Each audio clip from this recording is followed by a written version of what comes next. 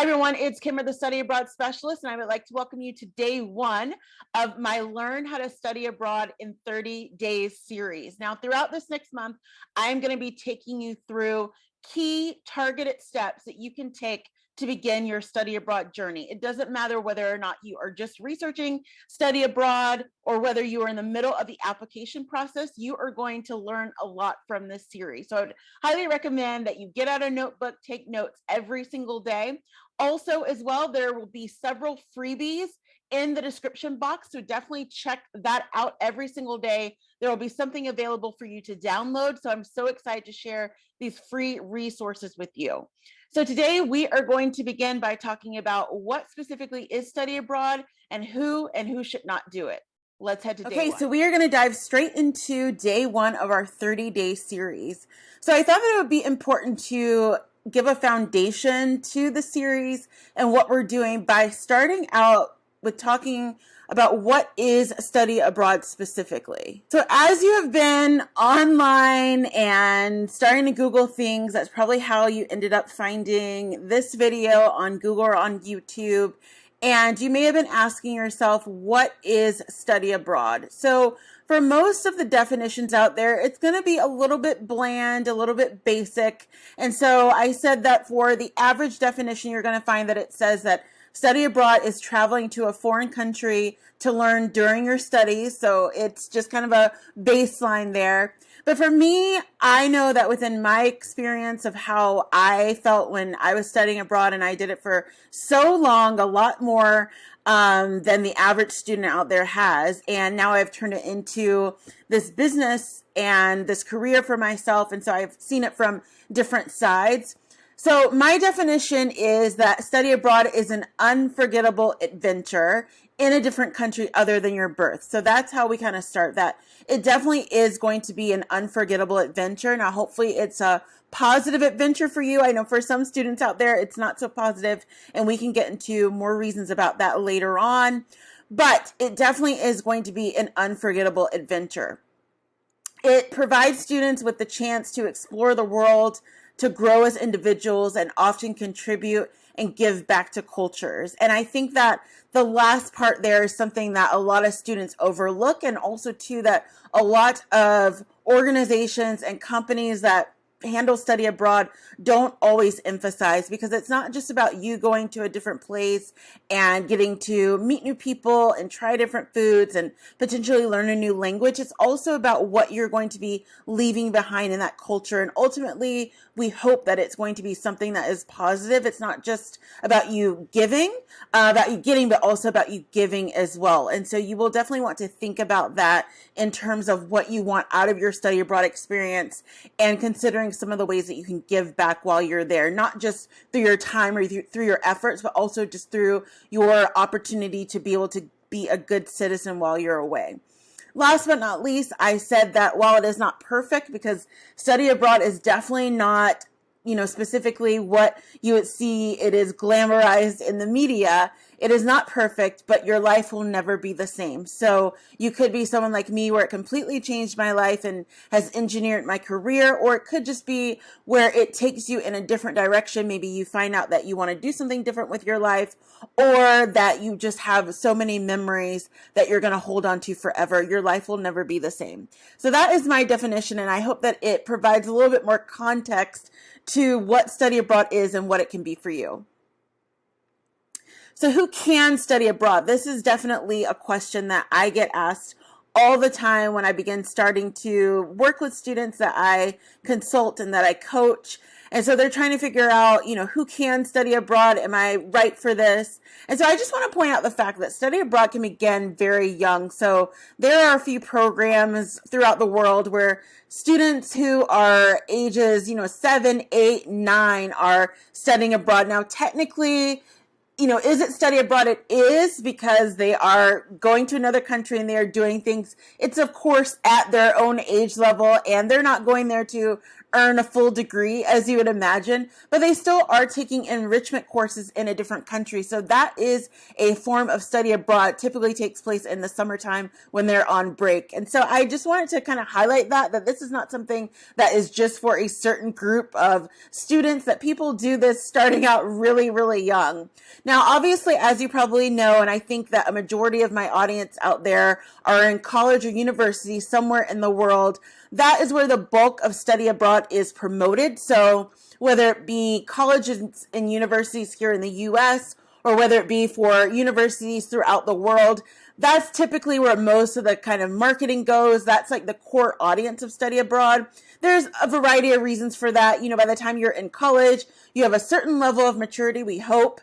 And that is where you start to typically think about different opportunities of how you can position yourself for your career and for different things that you're going to have coming up. So of course that would make sense. And that is where a lot of organizations and schools have found that they're going to be able to make the most money out there through colleges and university students wanting to study abroad. So that is typically kind of what you hear about, what you see when you're reading different articles and reading different blog posts. Those are the types of people that it's engineered towards, but just keeping in mind that study abroad is so broad that there are so many types of people that study abroad at different ages. Also highlighting too, of course, that you probably know, you could potentially be a high school or secondary school student out there. There's also a lane for that too. So I always like to think of it in that metaphor of there's a huge highway or roadway and there are different lanes. You're going to find that the university college lane is going to be the longest, but that there are so many different lanes out there. And even within this time period of the past 5 years or so, let's say starting back in 2015, it could have even been a little bit before then, there's now an emerging market for adult study abroad as well. So it's quite interesting. It's not going to be the same where, again, adults are not going abroad to earn a full degree, but they are still getting an enrichment piece. So maybe it's a person who they didn't have a chance to do like a full traditional study abroad when they were in college, but they're still doing an enrichment. Maybe they're taking a, quick course abroad for 3 weeks or even for a month. We know that with the flexibility now of a lot of workplaces, people can work from anywhere. And so there is definitely a lane for that too. So just wanted to kind of give you some context for who can study abroad. Now, the next question here is who should study abroad? And I find that when I start working with students and they are asking this question, or maybe you're going through and you are Googling this question or trying to research it, is you're really trying to ask, should I study abroad? So you're kind of framing it in a different way to not necessarily say like, well, should I do this? But you're trying to figure out like, who should do it? Am I part of that number? So I always just like to point out the fact that similar to university and college, study abroad is not for everyone, and that is okay. So if you are watching this channel and watching this video, there is a likelihood that you probably are in college or university or in high school, secondary school, whatever it might be. But I always just like to say that, study abroad is not something that is a requirement for most people. There are some schools that do require it, but for the majority of colleges, universities, and other schools out there, it is not a requirement. So it's not something that you have to feel bad if you don't know if you should be doing it or if you ultimately decide not to do it. It is not for everyone. So don't feel any type of pressure in that sense if you decide not to do it. So kind of breaking down the key points of who it is for, I definitely like to always say that it is for focused and serious students who want to really focus on academics. I don't know where the idea of study abroad being easier came from, but I know that there are lots of different topics out there and blog posts and questions that float around the idea that study abroad is somehow this vacation and it's easier than you would have on your regular, campus during your semester. It is absolutely not true, and it is fundamentally false. In a lot of ways, it's going to be a lot harder because you're overcoming many more barriers. So you may be overcoming a language barrier. You may be overcoming just the fact that you've immigrated to a new place. So there are all these different things that you have stacked against you that you wouldn't necessarily normally have in a traditional setting just at your normal campus. So I definitely want you to keep that in mind. Also, you need to be somewhat adventure driven because, as I sort of alluded to in the definition, study abroad is definitely going to be an adventure, and there are going to be some parts of that adventure that you're definitely going to enjoy and other parts that are going to stress you out and be very hard on you. And so you want to have a spirit for adventure and someone who's going to be a lot more flexible. You also want to be curious and open-minded to being wrong. So with this, I definitely like to point out the fact that study abroad is going to give you an opportunity to challenge a lot of the stereotypes that you have in your mind. We all have them. It's a part of human nature to a certain extent, but you're going to actually be living in the culture. And so there may be certain things that you came in thinking about this particular country, this particular place, and it's going to give you an opportunity to challenge some of that. And I know for some people that can be very difficult because it's just human nature to want to be right and want to feel like you have it figured out. But study abroad is really going to challenge you in a lot of ways, similar to thinking about cultures and thinking about the potential for being wrong. You definitely want to be mindful to others and respectful of other cultures and different types of people, of course. Willingness to assimilate is going to be very important. And then also strategic in thinking about how study abroad is going to help you. And we're going to cover that later on in the series of thinking how it's going to help you in your career, in your personal life, in the things that you want to do in the future.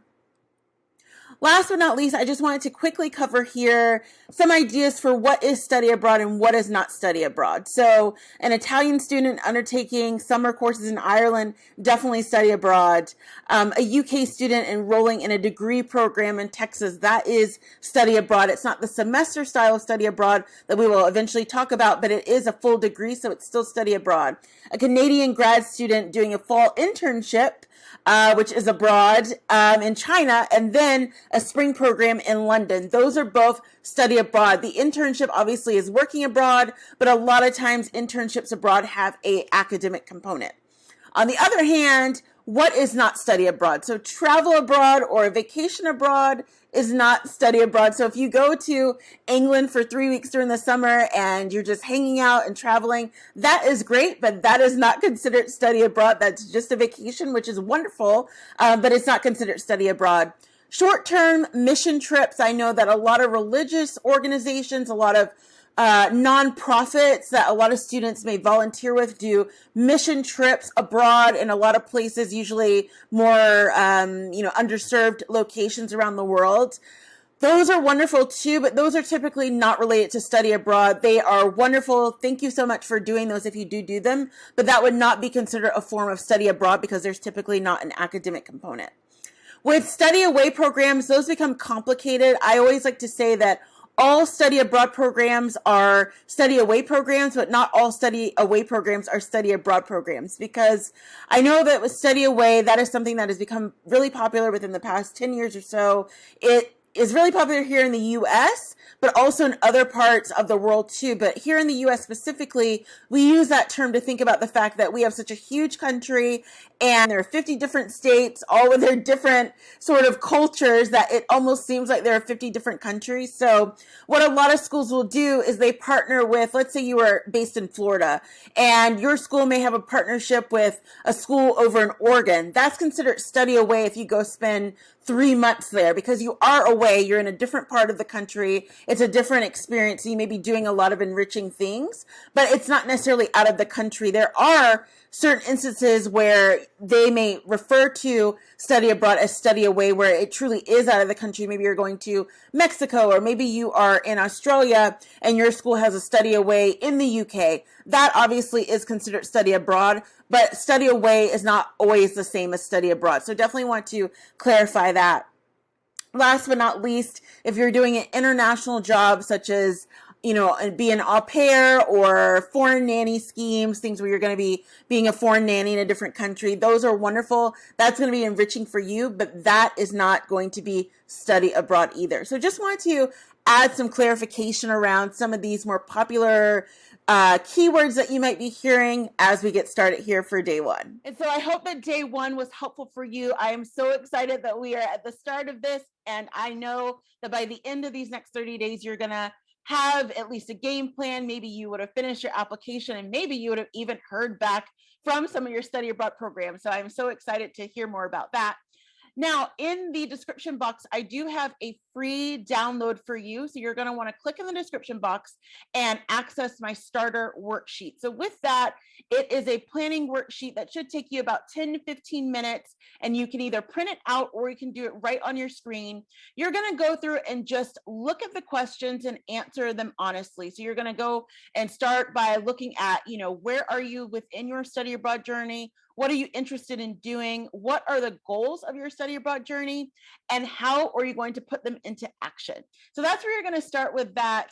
And I really just want you to spend some time to really going through kind of thinking about what each of those questions means to you, because this is important. And now that you know what study abroad is and who or who should not do it, and if you think that you're one of those people that should, you want to get on the right track so that you can create the best semester or longer away, and that you will have an amazing time that could potentially change your life. I am so excited that you are here, and I look forward to seeing you tomorrow for day 2.